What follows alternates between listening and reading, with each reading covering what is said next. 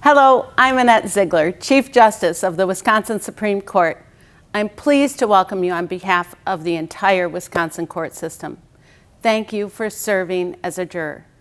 Juries are the cornerstone of our democracy, and as a juror, you play a direct role in ensuring that our justice system works as intended, both under the Wisconsin Constitution and the United States Constitution. We appreciate your contribution and the support you may have received from family, friends, and employers to be here today.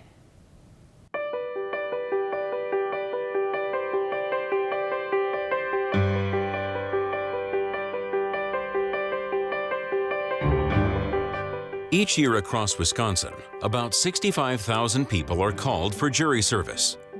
Their participation is critical to our justice system, for they safeguard every person's constitutional right to a trial by a jury of their fellow citizens.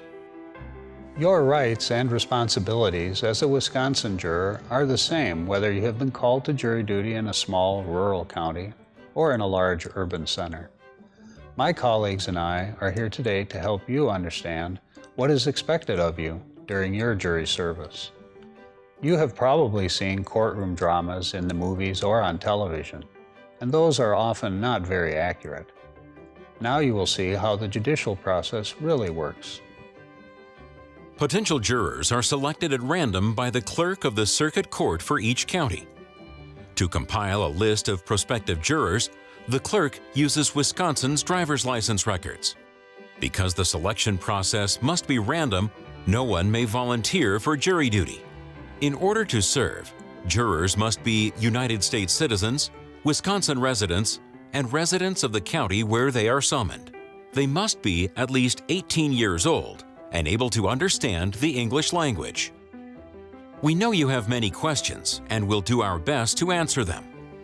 At this point, you are part of what we call the jury pool. Following juror orientation, you may be taken to a courtroom where the judge will speak to you. The judge will tell you when to appear and provide other instructions. Here are a few general rules that apply in almost every court. If given a juror identification badge, please wear it at all times. Turn off cell phones and other electronic devices. There is no food or drink in the courtroom.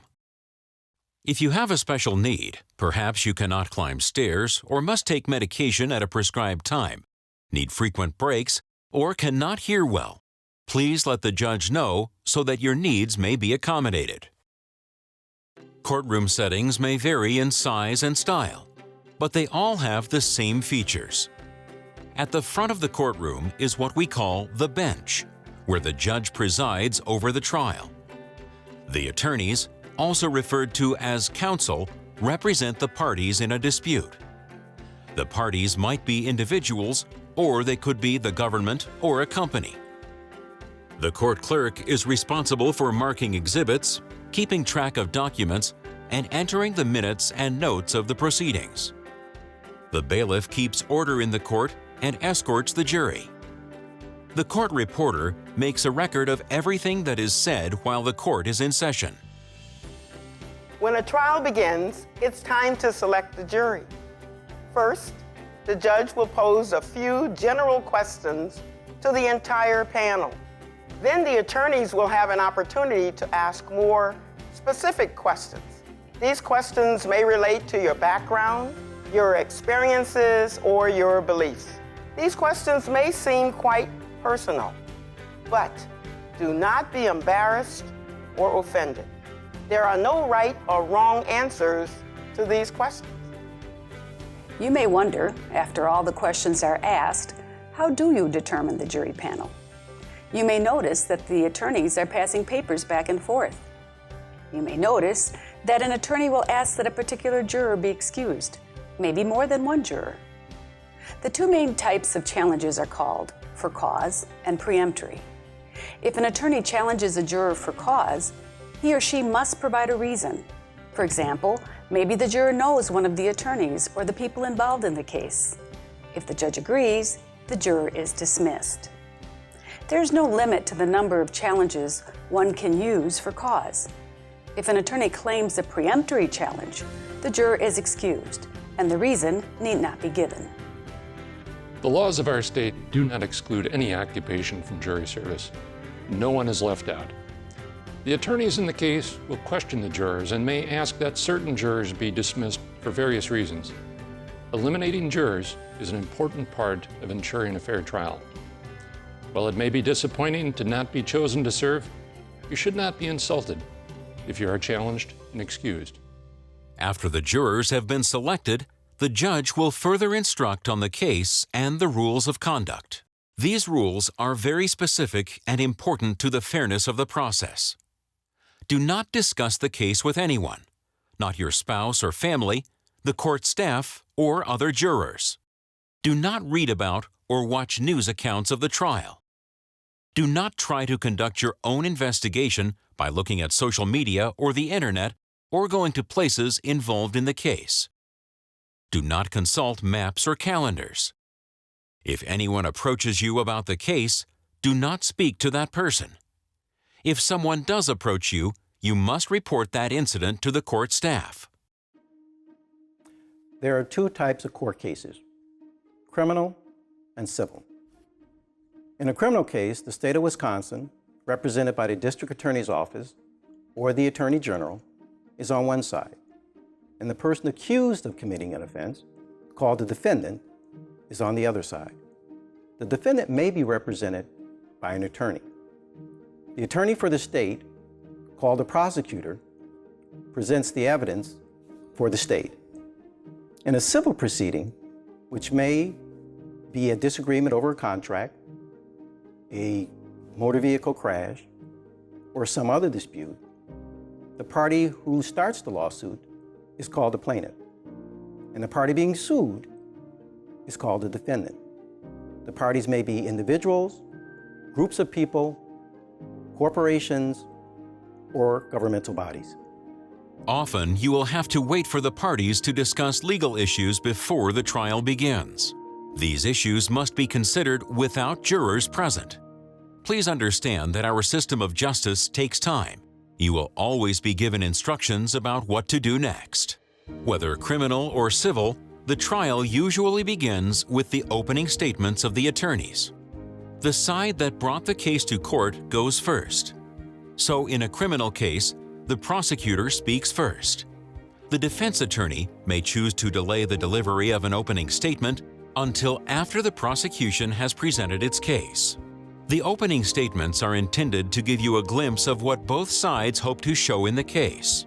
These statements by the attorneys must not be considered as fact or evidence. To establish the facts in the case, the attorneys will present evidence.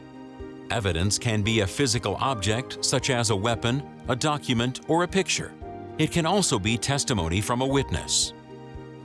It is very important that you listen carefully to what the witnesses have to say and how they say it, because you are going to have to determine the truthfulness of their testimony.